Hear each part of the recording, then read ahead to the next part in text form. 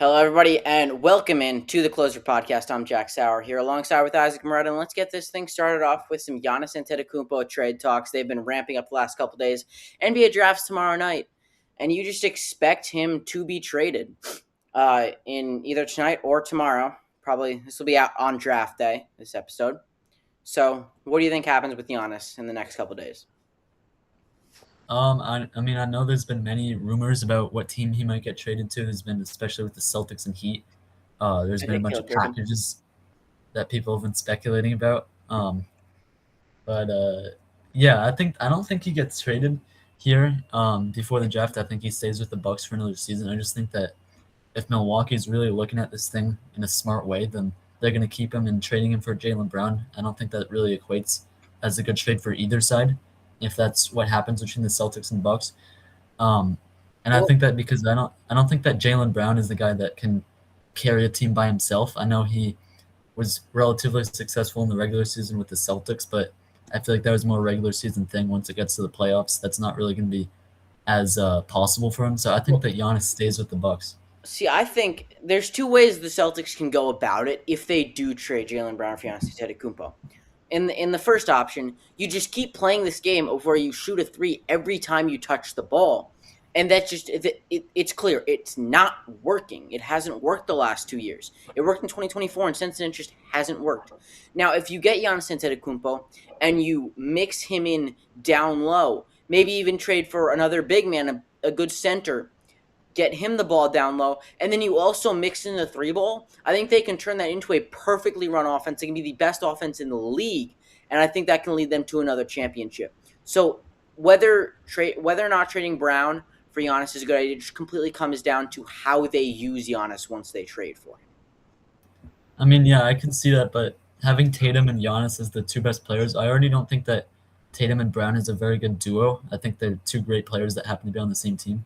But having Tatum and Giannis, it also feels like you'd be kind of forcing one of them the ball and having them play iso ball rather than having them work as like a traditional guard and big duo. So I don't know. Even if the Celtics were to get Giannis, which would be exciting as a Celtics fan to get another star in here, I just don't know if that would be the best fit here with the Well, I Celtics. think also Tatum. The thing with Tatum is like he's a forward, but he can also play as a guard. He's so flexible across the court.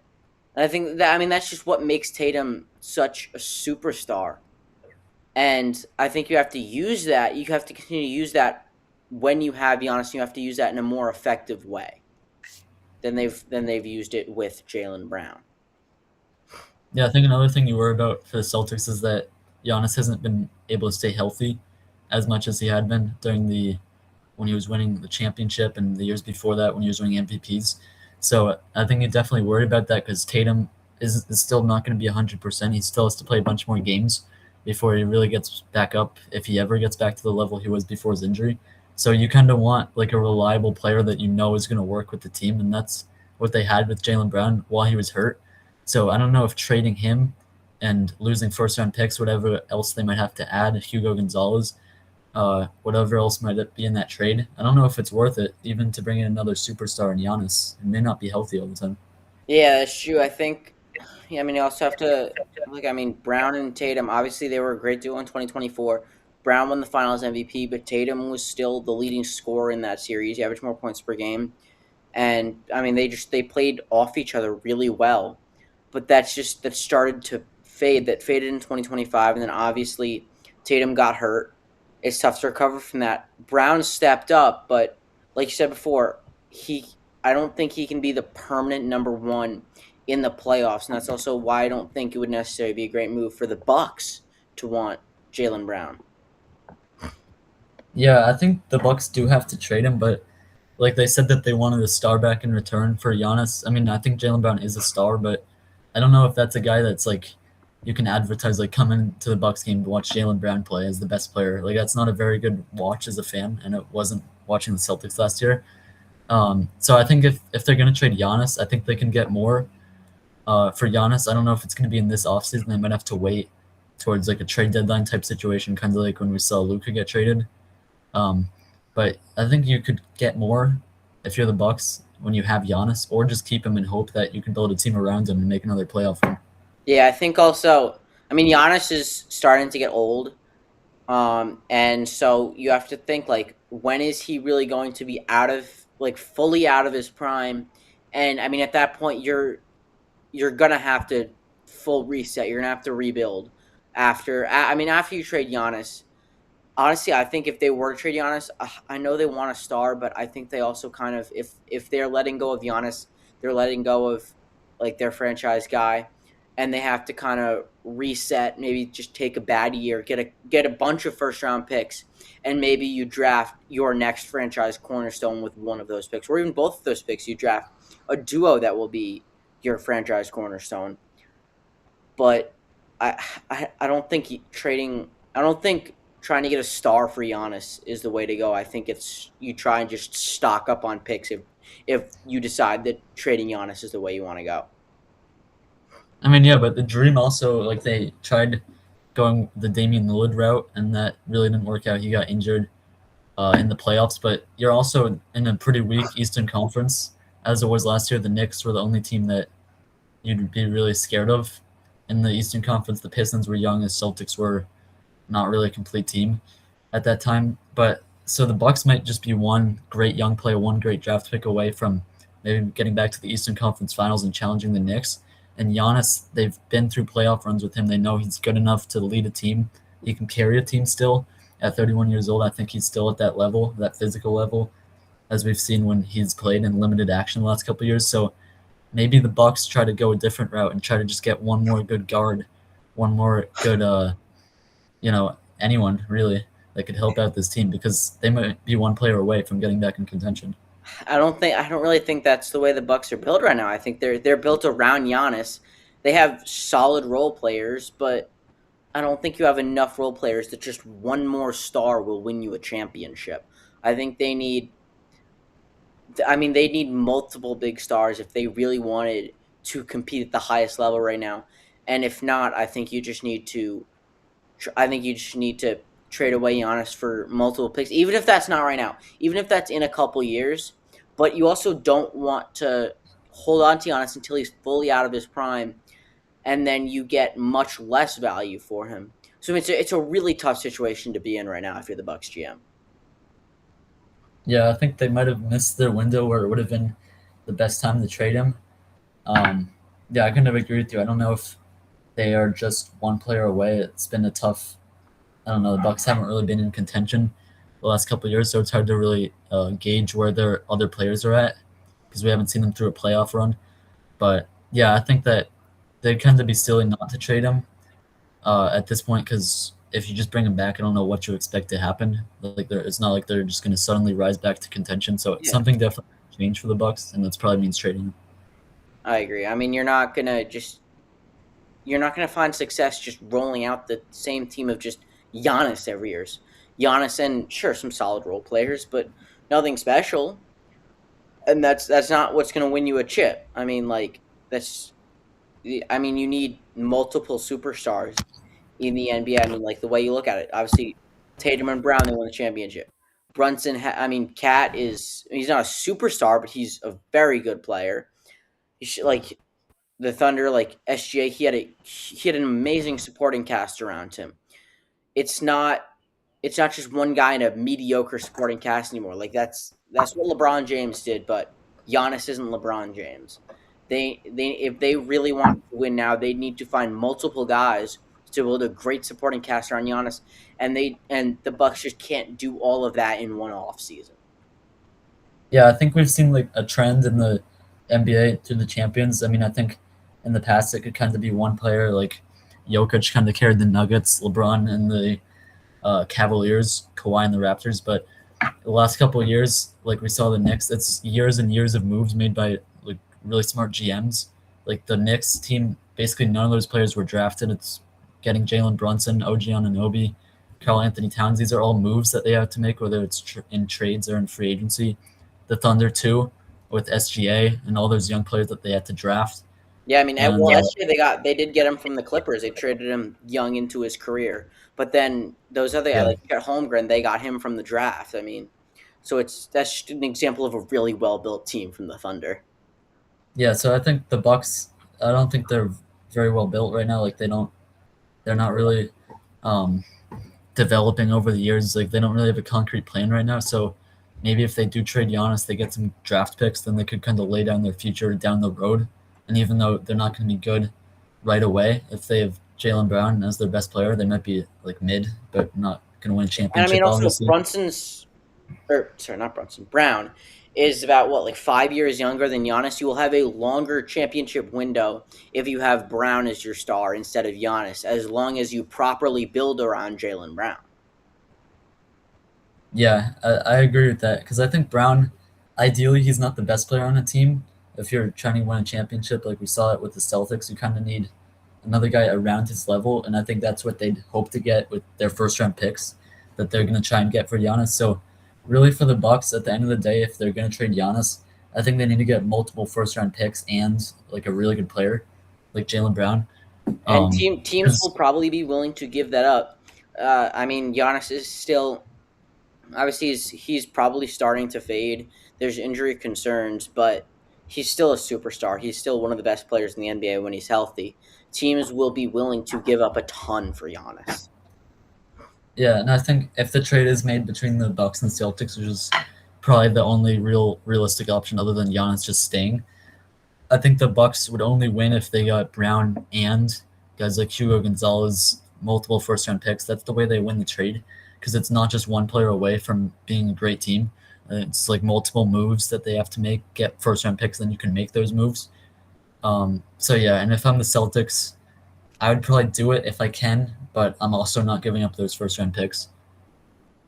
So Yeah, yeah. I agree. I think you do want to, if you're Celtics, I mean you also want to build it around, whether it's keeping Brown, you want to build it around Tatum and Brown, and just continue. Also, they got to draft a center. They got to draft a big guy because they have to change their play style. Because the last 2 years, it's just been chucking up threes every time they touch the ball. When a guy's threes aren't falling, they just continue to shoot them. Obviously, yeah, you don't want to just give up and stop shooting, but you need to have a bigger bigger arsenal of what you can do. And they need to find other ways to score other than just shooting the 3 pointer. And that's just they haven't been able to in the past 2 years. Yeah, I mean, they kind of mastered how to play in 2024 when they won the title. Like they were still shooting a ton of threes, but they also combined like having the best defense in the league to that. Um, Yeah, I mean, obviously which I mean, they've White and Holiday were the best defensive guard duo probably in NBA history. yeah, exactly. They had that formula too when they had Marcus Smart, defensive player of the year at one point. And with this team right now, like Pritchard is good. He's a great shooter. I love watching him offensively, but they just don't really have a great defensive identity right now.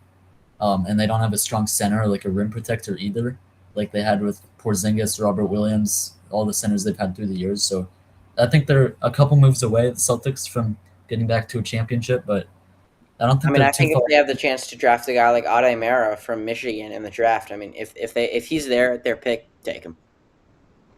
I think Mara is going to go in the top 10. I think there's too many teams that are going to see I don't know a if he's top seven. 10, but I do think he will be picked before the Celtics. I think he will go top 10 because people are seeing what's happening with Wemby, and nobody else is going to be Wemby. But to have that type of guy at the rim, the type of impact that he makes, I mean, Mars' defensive impact is not too different from Wembenyama. Having watched all the Michigan games from this past year from Daimara, his defensive impact is incredible, and I think a lot of teams are going to be willing to go for that in the top 10. Yeah, I agree. Well, let's move on to our next segment, the MLB weekend recap. And here we go with our MLB weekend recap. Let's start it off with Mets versus Phillies. I mean, Kyle Schwarber was just absolutely raking over the weekend. They finished it off on Sunday Night Baseball. Phillies with a nice 6-2 win behind a 3-run home run in the second inning from Kyle Schwarber. He also hit 3 home runs on Saturday. There was the Bryce Harper cycle, and the Phillies bats were just alive this weekend. Yeah, I mean the Phillies had been kind of a struggling team, and it feels like the Mets had been winning some of these matchups that they've had the last couple of years. But I think this is big for the Phillies. They're showing that they can still play great baseball. The Mets aren't playing like a great team, but they still have a great roster, and they're going to be fired up to play against the Phillies. And yeah, the bats, Schwarber and Harper were just ridiculous in the series, just carrying them all the way through pretty much. Yeah, I mean, Schwarber, 4 home runs in the span of 2 days. He's just, I mean, he is one of the best power bats in baseball right now. So it would be great for the Red Sox to have a guy like that. Of course, they wouldn't extend him after that 2021 season where he looked great in the late run in the season. But I mean, he's been a big part of the Phillies this year. Um, yeah, I would like to mention Game Two of this series. Bryce Harper hit for the cycle. I thought it was an interesting moment because even though he That did, triple was not a triple, by the way. That yeah, triple was not a triple.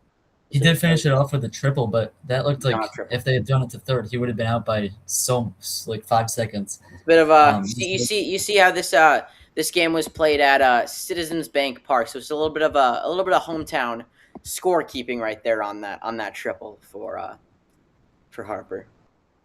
Yeah, I thought that was kind of dumb. I don't. First of all, the Mets. I don't know why they didn't throw to third. I think it was pretty obvious that Harper was going to try and get third there, and the throw home was nowhere. It was cut off, I believe. Um, but yeah, I don't think that should have been ruled a triple. You kind of summed it up the home field scoring there. But yeah, Harper he had a good series, so he deserves a tip of the cap. Yep. Um, yeah, I mean the Phillies bats have definitely started to heat up for them, and it's paid off well for them lately. Moving on to the next series. Yeah. Next series is Dodgers Orioles. This happened at Dodger Stadium this past weekend. It started off with a wild game. The Dodgers won Game One 6-5.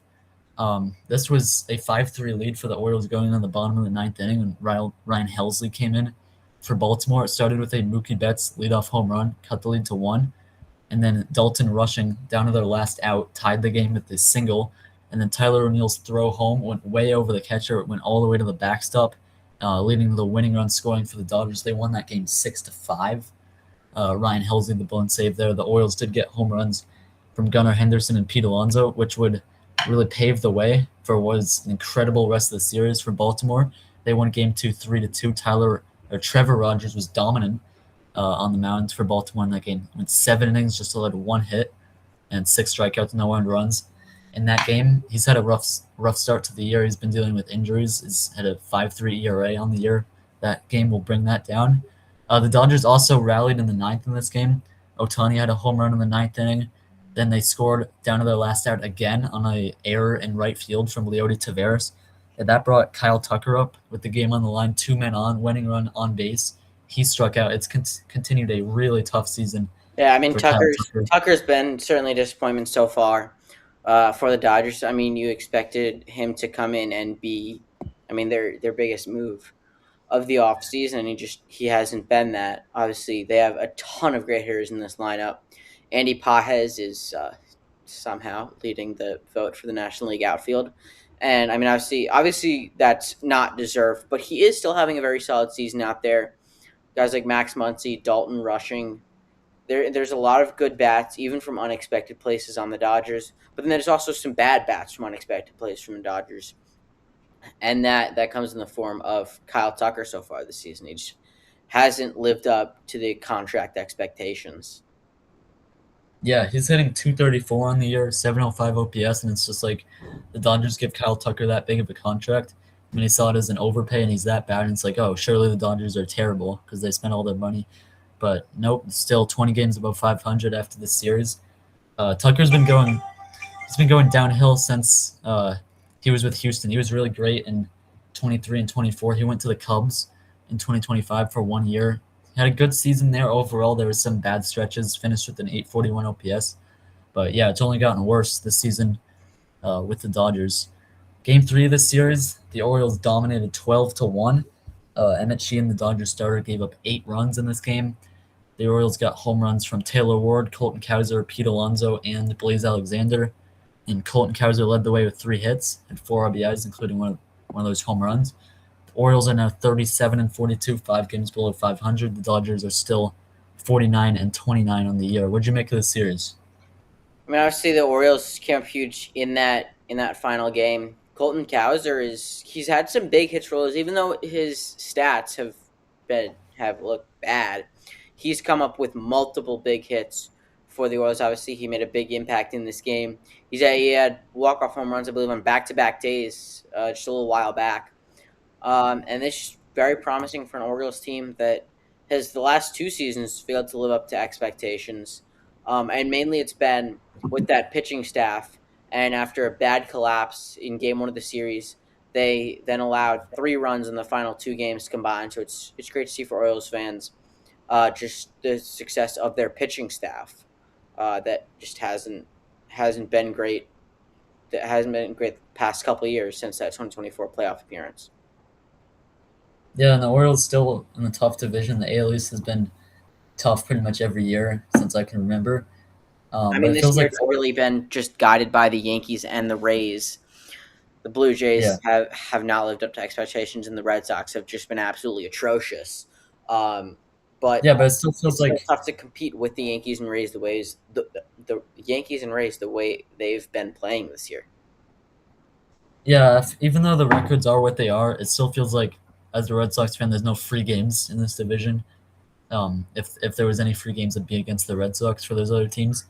But like the Orioles and Blue Jays have been getting back to kind of what they did last year with their offense. At least they're still dealing with a lot of injuries in Toronto, but yeah, the Orioles still 5 games below. Not really sure that they can make it back to the postseason. Doesn't feel like they have the roster I to don't do it. think it's gonna be this year, but obviously still you're led by Gunnar Henderson. Pete Alonso's gonna have 4 more years after this on his contract.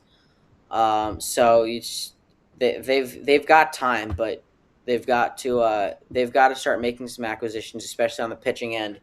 Make a better roster because they can compete, especially with some more prospects coming up. Jeremiah Jackson has had a breakout year. Jackson Holiday, obviously, they still hope that he can become something. There's a lot of potential in this team. They've got to go out. They've got to make some moves, especially in the starting pitching aspect. Yeah.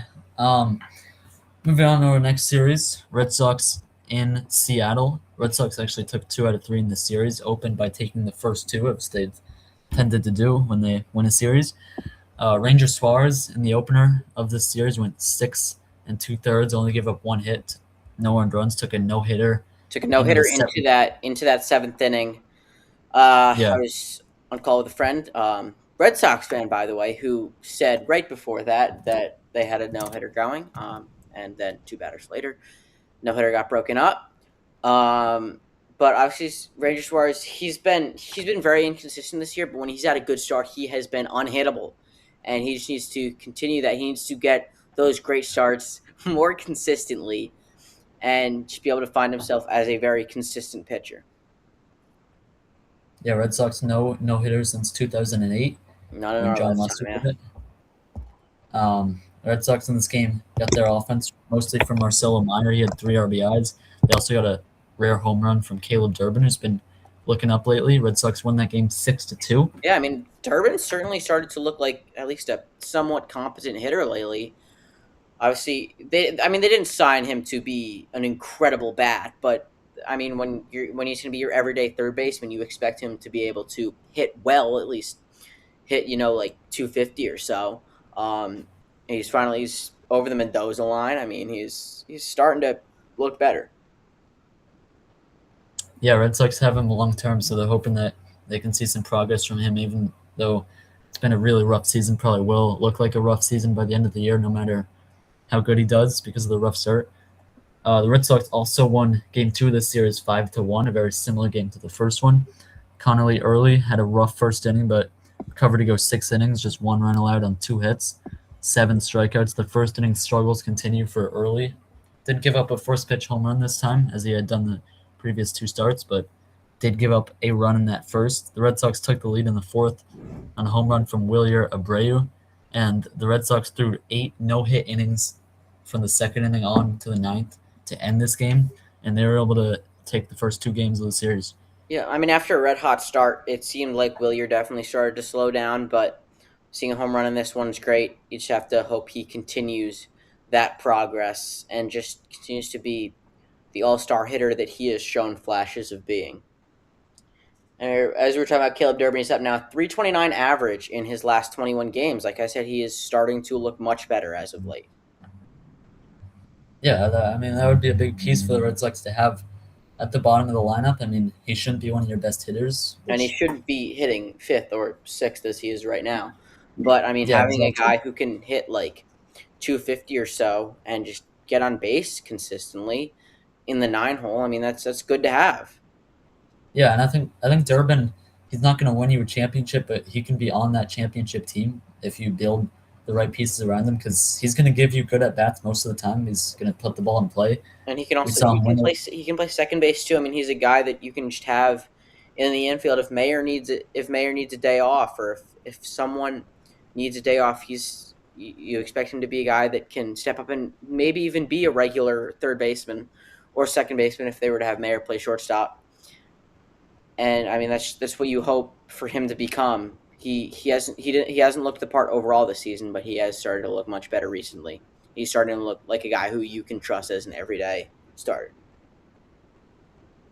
Yeah, absolutely.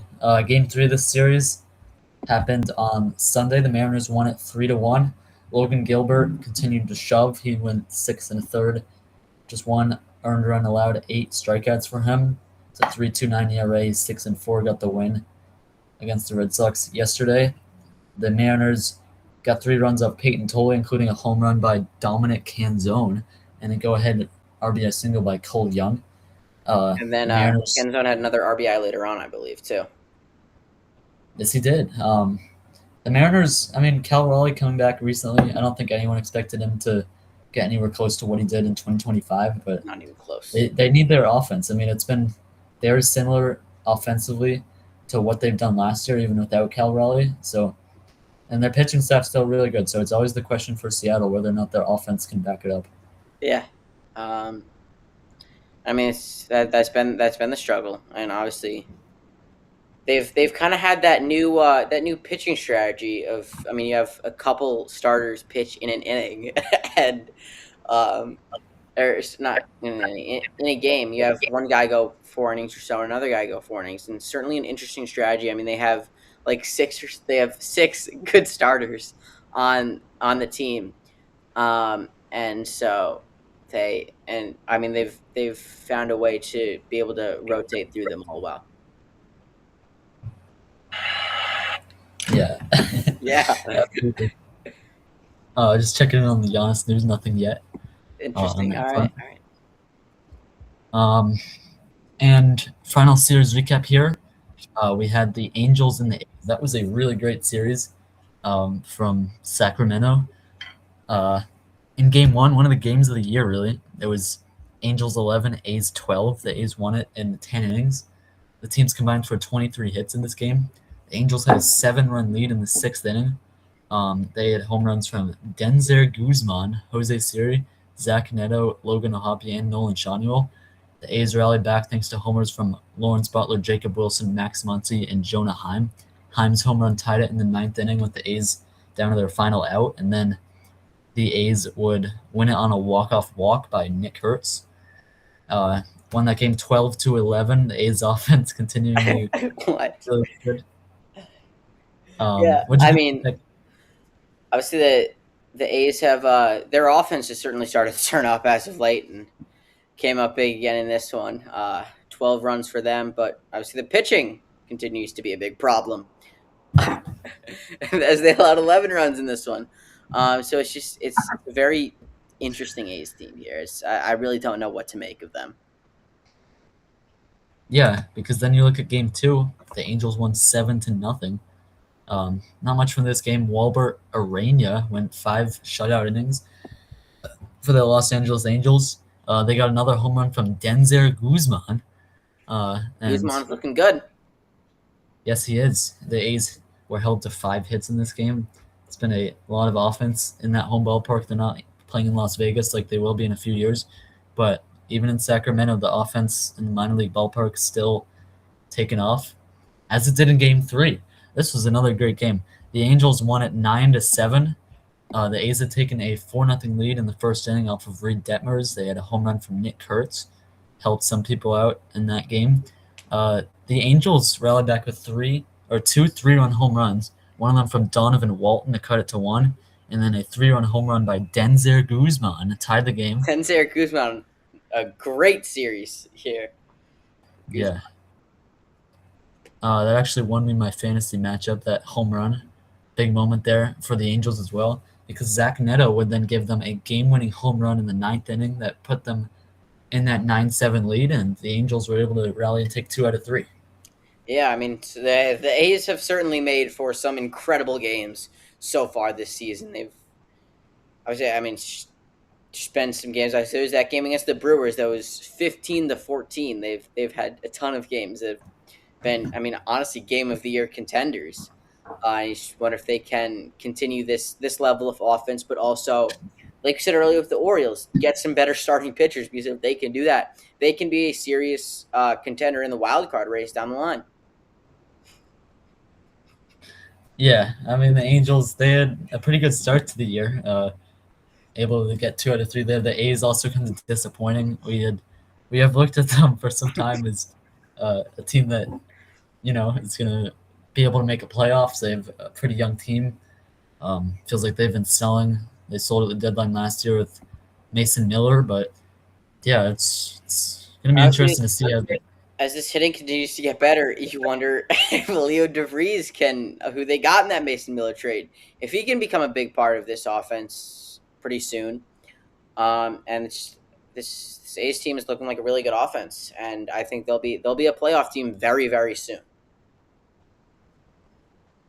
Yeah, absolutely. Yeah, just a note from the Reds Yankees series: Cam Schlittler continued a Cy Young campaign for him. I He was in went attendance six. for that game on Saturday. Just absolutely, Reds dominated that one after a Paul Goldschmidt early home run. It was all Reds in that one. Sal Stewart 6 RBIs. Spencer Steer had a big three run home run in that game. Of course, one of those rallies was started by an Anthony Volpe error. Obviously, not surprising in the slightest. It's just another bad play by Anthony Volpe. Another one in a long, long list. And I think that Yeah. will do it for our MLB Wait, weekend wait, wait, recap. wait, wait, wait, wait, wait, wait. Sorry, it will not do it for our MLB weekend recap. We have one more thing from Isaac once he turns his camera on. We're still Um, waiting, Isaac. yeah, yeah. I wanted to mention the game 3 of that series because Chase Burns.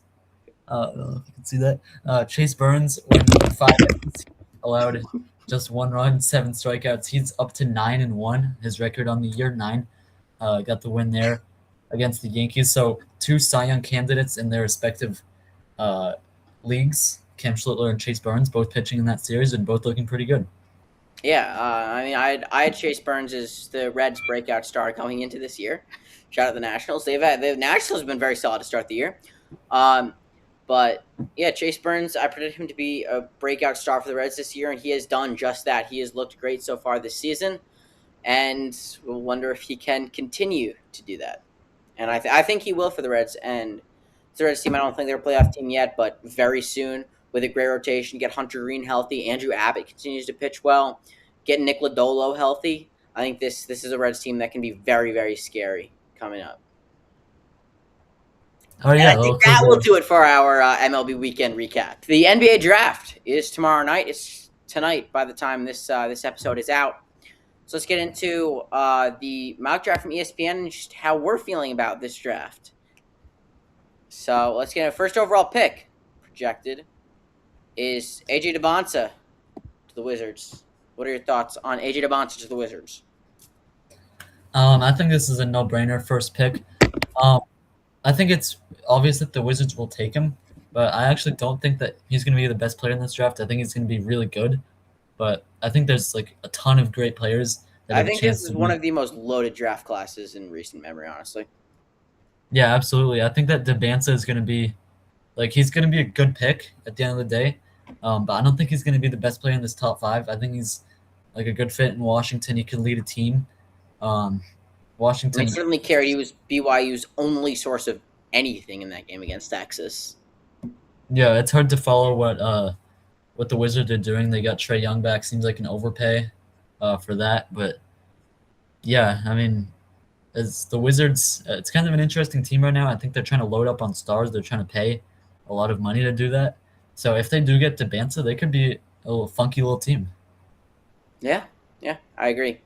I think pairing him obviously with Trae Young. Trae Young's a great passer. I think he can set up scoring opportunities for AJ DeBonsa, and I think overall they can be a solid duo for the Wizards. I don't think they're going to be like one of the best duos in the league, but I think they can be a big part of a franchise there in Washington. Next up, the number 2 pick, Darren Peterson to the Jazz. I'm gonna say right now, I think Darren Peterson's the most overrated player in the draft. I I don't think he's that good. I think there's multiple guards better than him. I mean, you look, guys, Darius Acuff I think is much better than Darren Peterson. What are your Okay, thoughts? so I was gonna say that Darren Peterson is the best player in this draft. Whoa, Um, whoa, whoa, whoa, whoa! so No, all right, so my reasoning here, obviously he's not gonna go number one because he's like it's hard to know what you're gonna get from him. But I think that in his one season at Kansas, there was a lot of weird things. I don't think Peterson really cared as much about the college yeah. experience So because do you want that? Do you want that in your no, NBA no, cornerstone? Do you want that? Do you want that in your franchise cornerstone in the NBA? I think that Darren Peterson is talented enough that, and we saw that talent at the high school level, and we saw it like a good amount of it in college at Kansas. He was still the best player on that team, um, and I think that you just have that talent. He's obviously gonna care at the NBA level. You're gonna put him on the Utah Jazz, where you're just gonna let him work. Um, I I mean, think, yeah, they're also gonna suck, and you wonder what kind of impact that's gonna have on him. Obviously, if he didn't care for a great Kansas team in college, what's it gonna be like for a Jazz team that could be one of the worst in the league? okay, yeah. So we're looking at the NBA lottery, and you're looking at the teams. Oh, they might suck, really. Um, Yeah, we see that with they're all gonna these guys. suck. And how do you think Peterson's gonna react to that? I think it'll be fine because I think he's gonna lift this team at least into a playoff level. Do you want fine in your NBA franchise cornerstone? You want fine? I think he's gonna handle the Jazz not being a great team right away as fine because I don't think that this is that bad of a team. I mean, you have Lauren Markkinen. There's some other young guys that they've drafted the last couple of years that they can build around with Darren Peterson. I think he's a great fit in Utah, and I think that his talent at a certain point, I don't know if he'll be a superstar player with the Jazz, but by the time his career's over, I think he's going to be the best player in this draft. I just think he's like, if you look at his high school clips, if you look at his college clips, he's just so much more talented than anybody else in this draft. Yeah, sure, he's Yeah, talented, but that's not going to directly correlate to NBA success. all right. Well, you also talked. We can talk about Darius Acuff later in the draft, but Peterson, I think that his even though I don't know, it was kind of a weird season in college with Kansas. I think there's some stuff that he didn't like with the coaches there. It was kind of um, And coming in the, the games a little and bit. the Jazz have one of the worst coaching staffs in the NBA. So yeah, I honestly trust what Brad Stevens is doing there. Sorry, Danny Ainge, got them confused. But Brad Stevens. Yeah, you had me worried for a second. I'll be honest. yeah, hopefully he stays with the Celtics. But You better stay with yeah, the Celtics. If he leaves the Celtics, it's gonna be bad. it's kind of the top four here with the projected top four, which is probably the or it's going to be Debanza, Peterson, Wilson, Boozer, and whatever order Wilson and Boozer. It's going to be tough to see, but yeah, I think that Peterson. I think he has the highest ceiling, but probably also the lowest floor. Um, And I think but he'll I'm be. taking I think he'll be closer to that floor than he is to that ceiling. I'm taking the ceiling. I'm taking the potential because the Jazz, if they, I don't I mean, think yeah, they're like don't get me wrong. Yes, if you're the Jazz, you do want that potential because they've been in hell ever since they traded away Donovan Mitchell. So, yeah, they're gonna want that high upside. They're gonna want that next franchise superstar. So, do I think they should take Peterson? Honestly, yeah, they should because of that high upside. I just don't think he'll end up meeting that upside. And I also think it's a smarter pick for either the Jazz or Wizards, whatever they might do, because guys like Cam Boozer, Caleb Wilson, I feel like you put that into a team that's already ready to go in the playoffs. That's going to be much better because they're better all around players and they're probably ready for the NBA right now. Which guys like Peterson and Debanza might be more raw right now and might need more development. But I think either Peterson or Debanza going 1-2, I wouldn't be mad at either of those picks if I'm the Wizards or the Utah Jazz. Yep, I agree. Moving on to the projected number 3rd overall pick, Cam Boozer to the Grizzlies. I think this is the obvious pick. I think Boozer is one of the most talented players he was one of, if not the most talented player in college basketball this past year, and I think he'll be a great pick for the Memphis Grizzlies. I think Cam Boozer is going to be a bust. Just based on What? watching him at Duke, like he was great at Duke. Don't get me wrong, he's a great college basketball player. But what I was watching from him is his game. He has no bag at all. His only way of scoring is just being bigger than you and just yamming you into the post. That's not going to be as easy for him to do at the NBA level. These are grown men in the NBA as opposed to what they are in college. Um, and I would take Caleb Wilson over him. Wilson Ooh, is I'm not just super high on Caleb Wilson. I'll be honest. Wilson's just an athletic freak. He's a great I defender. certainly I wouldn't go as far to call him that. I mean, he's a talented player, but I wouldn't go that far. I mean, he's incredible. He dealt with some injuries during his last season at UNC, but I want that guy on my team. If I'm a winning team and I have that type of defensive talent, um, that's where I'm going in the championship. And Caleb Wilson, if depending on what team he goes to, if he goes to the Grizzlies, they're not one player away either. But down the road, Caleb Wilson is the guy I want because I think Boozer's, yeah, uh, I think Boosters he made those plays. He keep it raised. um, I think. You can go back to what you're saying. Go ahead. okay. So I don't think that Boozer is as high as the ceiling. I think that there's no way that he's a terrible player, but for how high he's going in the draft, he's just I don't think he's going to live up to these expectations. I think he's going to be fine. You can play him in the NBA, but he's just not going to be that great. So And I don't where do think you think he slots in amongst this NBA draft? Like where would be the highest that you would pick him? I mean it's a different thing because right now looking at this draft, you don't know what guys from down below are going to be that great. And Boozer, I think he is reliable. Like he can be a starter, but I think there's a very low chance that he becomes a superstar, or a star, or best player on the team. Um, so I think as we look back on this draft, he'll be like in the 15s, somewhere in there. I think that's a bit low. I mean, I don't think he's I don't think he's going to turn into a superstar in the NBA, but I think He's a he role will player. still end He's up a being role a player. top 10 talent in the NBA. What were you saying? He's a role player. Oh no, he's better. He'll be if he ends up on a very good team, he will play a big part in that team if they can go make a deep playoff run. I think he will play a big part in that playoff run. You know, he also benefited from a very generous whistle during his time at Duke. I noticed that in my time watching that team. And going to whatever, like the Grizzlies, are not getting that at all. Um, and I can just see him going up against bigger guys in that league and just him not having much handles, much creativity at all. You see, the Um, thing is in the NBA though, you can kind of just like flop the entire game and get away with it. That's the thing. So if he does that in the NBA, he'll be fine. You know. Unfortunately, that's the way the NBA kind of is now. yeah, unfortunately. I think also I mean, if you look at these past Duke forwards, they haven't really panned out. Zion Williamson, he didn't pan out. Paolo Caro, he didn't come out the way you expected him to. Even a guy like R.J. Barrett, I mean, he was small forward at Duke. He didn't turn into the guy you expected him to be. What? What? Tell me. Tell me. I think the Paulo Banchero Can we raise disrespect our hand next time? Can we raise our hand next time?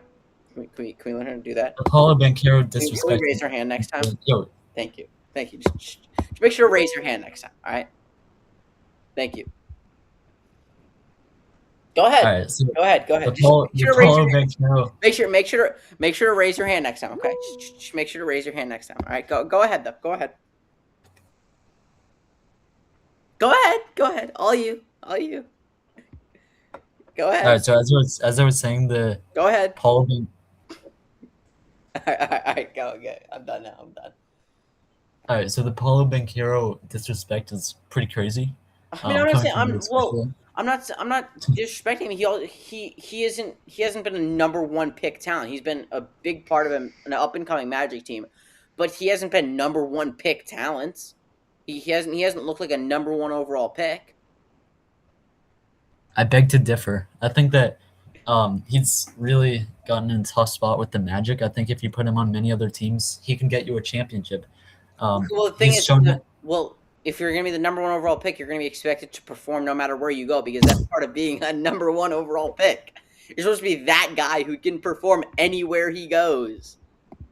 Yeah, and he has performed at a certain point. He's taken the Magic to the playoffs pretty consistently. I mean, this hasn't been a He superstar. nearly dragged them twice. He's averaging 22 points per game, 8 rebounds, 5 assists. That's a great. That's a great player. That's a guy who's a big part of a team in the Magic that has made some playoff appearances. But that's not superstar level. That's not what you'd expect out of your number one overall pick. I mean, yeah, maybe not completely living up to the number one pick, but I think he's still like a really good player in the NBA. And I think that he is good enough to be the best player on a championship team. It's just I don't know, it hasn't really fell the right way for the Magic. They nearly took down the number one seeded Detroit Pistons in 7 games. That was a good series Nice upside down from top. Banchero.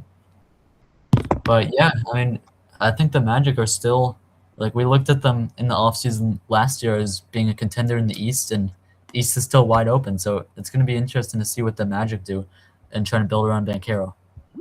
Can I be excused to go grab my ball real quick? I dropped it. It kind of rolled over there. Is that okay if I go grab it real quick?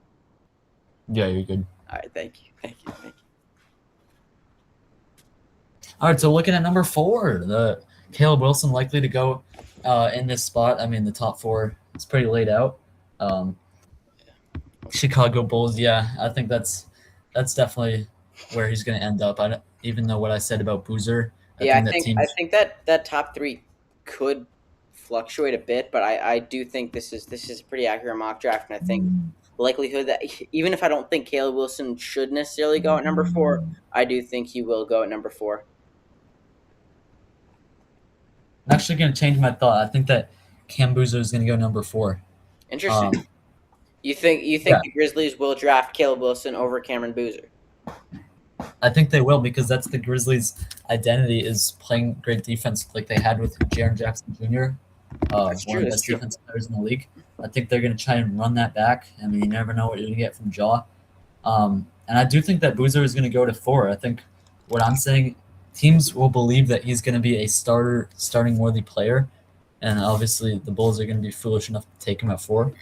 Um, but yeah, the ceiling is just not as high as it is for Caleb Wilson. The Caleb Wilson could be like a top 5 to 10 player in the league if he lives up to his athleticism and he can get it going in the NBA. And that's why I think he deserves to go number 3. And I think that's what will happen. Interesting. I do think I don't think either of those guys are going to turn into superstars. I think they'll be stars. I don't think they'll be superstars in the NBA. I don't think either of them will. Um, as Caleb Wilson, also, I think he'll be a solid forward in the NBA. ESPN has him listed as a power forward center. I don't think he ends up being a center with in the NBA. I think he'll end up being more of a power forward guy. But in a Bulls team that's kind of rebuilding and resetting, new head coach, I think he can be a solid part of that Bulls team. All right, we don't have to go through every pick here. I do We can want to. look I at do want to cover this. There's one more I want to cover here. Where is he? And Kings number 7, Darius Acuff, having him drafted behind Keaton Wagler and Mikael Brown Jr. I think if teams were to draft Brown or Wagler over Darius Acuff, I think that would be a horrible mistake. Yeah, so this is actually I don't know completely how I feel about this because watching Darius Acuff, he could he's once he goes to the NBA, he's gonna be one of the best scorers in the game. He's just like his offensive ability is insane. What he did at Arkansas is it's just crazy. But his defense is where I'm a little bit concerned because if you're a team like the Kings, they're Well, not in but the playoff way the way contention. the NBA has evolved, it's can you shoot? Can you score? Can Acuff do that? Yes, he can. Even if you're not really relying on your guard to play defense unless it's a defensive specialist like a Marcus Smart or a Drew Holiday. Um, I think a guy like Darius Acuff having the ability to score, having the ability to be a knockdown shooter, I think that's just so valuable in today's NBA, and I think that's what teams are going to see in Darius Acuff, and I think that's certainly a great pick to make in that top 6. Okay. So what I would say to that is that I think that defense is still like as important as it's ever been. It's just it's not shining through in the regular season as much because teams aren't really trying. But you look at the playoffs, like you need to play good defense. Darius Acup, if he's just going to be a defensive liability, that's not going to work. Teams are going to target him if he's playing, and his offensive ability is just going to be outweighed. But what you hope for a guy like Acup is to turn into the type of player that Jalen Brunson is. Like the defense might not be the greatest, but the scoring ability, like he could carry a team Yeah. with his offense. So it's just whether or not his defense is going to be sustainable in those playoff games where if you're a liability, teams are going to attack you. It's just whether or not he can play good enough defense to kind of overcome that. Yep. One more guy I really like in this draft that I want to cover real quick. Where do we have Yaxel Lendeborg being picked in this I would like to talk about him. to the Chicago Bulls? I think 15. I think he's much better than 15th overall pick. I think Mm. Lendeborg is a top 10 talent in this NBA draft. Oh yeah, Lendeborg is just a special talent. Loved watching him at Michigan. Michigan fan here, of He's a course. little bit on the older side for a prospect, but I think that makes him good because he's going to be ready to play NBA basketball. He's great on both sides of the ball. He's a great scorer. He can create his own shot. Contreras, good Um, job. Is that going to get a run in? Send him home. Send Abreu home. And it's 1-0 Red Sox in the top of the sixth. all right, but yeah, I do think Lindeberg should go in the top 10. I think that some of those guys that we looked at earlier, like Keaton Wagler, Mikael Brown Jr., I would argue that he's a better player than them, I and he think should go. Lendeborg is going to be by far a better player than Keaton Wagler. And there's a Yeah, reason I just Lendeborg went out and did that, even struggling through injury in the in the semifinal of the national championship. He stepped up and he played amazing, and I think that's going to translate to the NBA very well. yeah, just chills in that game, man. But yeah, he's gonna be a star, and I think he's gonna be one of the five best players in this draft. I agree. And that'll do I it would for. also like to. Oh, sorry. Whoa, Sorry. I'm very sorry. I'm very sorry. Who would you like to cover next, Isaac? I would like to kind of cover two people here, Morez Johnson Jr. and Adai Mara. So We talked about we Mara. got the resident Michigan fan here. I don't see Morris All right, Johnson. well, we Oh don't. no, they haven't gone 12th overall. I Hmm. think him over Lendeborg. I don't like having him over Lendeborg. I think Lendeborg is going to be better. I would take Lindeborg over him for sure. It's just a lot of these teams don't need guards. That you see the guards going pretty high, and Lindeborg, Johnson, Mara, all forwards or centers. Mara should go in the top 10. We talked about earlier his defensive impact, his height, and his potential still. Like he hasn't really shown everything he's I had. don't think he's valuable enough on offense to. I Oh, mean, he's solid on offense, but he's not an incredible offensive talent for a team that needs good post play on offense. I think he can be valuable down there, but I think you're definitely not drafting Mara for his offense. I mean, I think his offensive ability is incredible, and he's got some God given talents, kind of like what we see from Nikola Jokic. His passing, his creativity. Okay, no, we're not comparing him to Jokic. Yeah, No, he's we are. good. He's not Jokic. Yeah, he's not Jokic, but his passing and creativity reminded me a lot of Jokic. Like there would be plays where a team would have trouble getting back on defense, and he would just throw it the length of the floor and throw perfect passes every single time. He'd throw behind the back passes. He would do all the stuff that you see like the best big centers in the league, like Jokic doing. Um, and I think that his offensive ability is good enough where you can take a top 10 pick on him and see what you can build on that and hope that you have a guy like for the Thunder. They need a center with what Chet Holmgren just did in the playoffs. I think it would be a perfect fit there. And Morris Johnson too.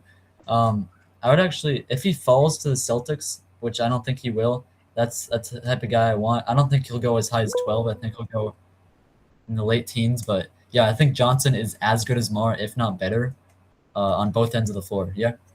I mean, I think Morris Johnson Jr. is good, but I think having him, I think him being drafted over Lendeborg or Mara, I don't think it's a bad pick. Obviously, that Michigan team had a ton of good players, and it's impossible to recognize every single one of them. But just what we saw on the court at Michigan, it did seem like Lendeborg. I mean, Lendeborg was the dominant force there, and I mean, I saw more out of Ade Mara, at least in the games that I watched, than Morris Johnson. I think Johnson's gonna be a very good player, but I think Lendeborg and Mara are gonna be the two Michigan stars out of that draft. Yeah, I mean it's tough to pick between these guys. They're all very good, but Johnson's much more dependable than Mara. He's like still great on the defensive end. He's better on the offensive end than Mara is. And Mara, you never know. He's still pretty thin. So you know if is he gonna get knocked around? Is he just gonna be one of those 7 foot um, freaks that just doesn't translate to the NBA? That definitely could be in the picture for Mara. Johnson, I think, is going to be much more dependable in the NBA. Caleb Durbin with a nice little RBI hit there. 2-0 2-0? Sox now in the sixth. Yes, 2-0. 2-0 in the top of the sixth here. Caleb Durbin, like we mentioned earlier in the podcast, he is starting to heat up for the Boston Red Sox. Another RBI right there. And now they've got runners on second and first for Masataka Yoshida. All right, so the inning's over.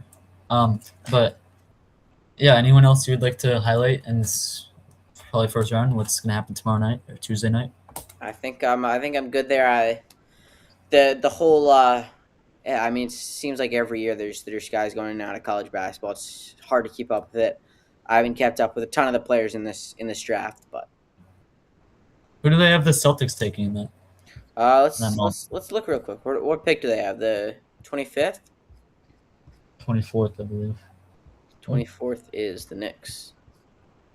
So it's Jaden Acquaintance, center out of Kentucky. Yeah, center out. I mean, I'm not sure. I'm not as familiar with this game, but I mean, it's certainly you need to draft a center. I don't know who that center is going to be, but you need to draft a center.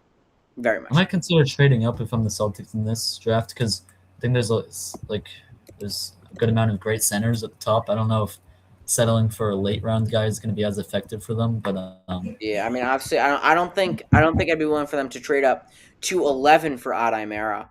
But if he somehow fell to like 17th or so, I think that's a time that the Celtics could really consider trading up for Adai Mera. yeah. And last little piece here from we talked a lot about Michigan. Their head coach Dusty May is going to the NBA. He's going to get hired as the head coach of the Dallas Mavericks. And the Mavericks are actually I believe they have the 8th pick. So they're in the running with some of these guys that we've talked about. So maybe they do take a Michigan player that could affect how the draft plays out. But yeah, Dusty May, I mean, I wish he could have stayed around at Michigan, but he's a great coach, and I think he's going to be able to turn this Mavs team back into a contender, and I think he has the roster to do so. Yeah, I mean, obviously Cooper Flag he was legit last year, and I think he'll continue to be that big piece. And then if you make a good draft pick at the 8th overall, I think that certainly ends up being he certainly ends up being a great coach and a great Mavericks team in the upcoming years. Can we raise our hand, please? Can we use the raise hand button? It's much more helpful for me to realize when you would like to speak. All right, so thank you. So let's use the raise hand feature. If you would like a keyboard shortcut for it, let's see what it's Command H. Control Command H.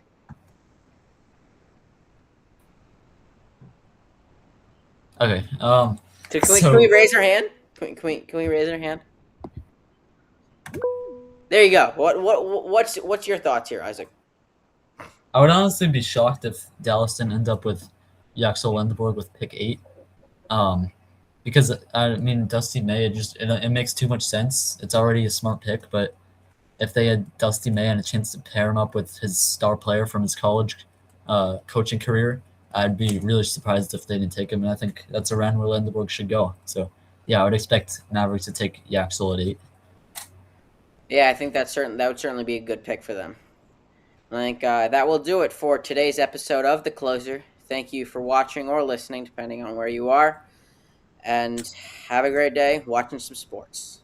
Goodbye. Oh, you didn't feel like saying goodbye to them? See ya.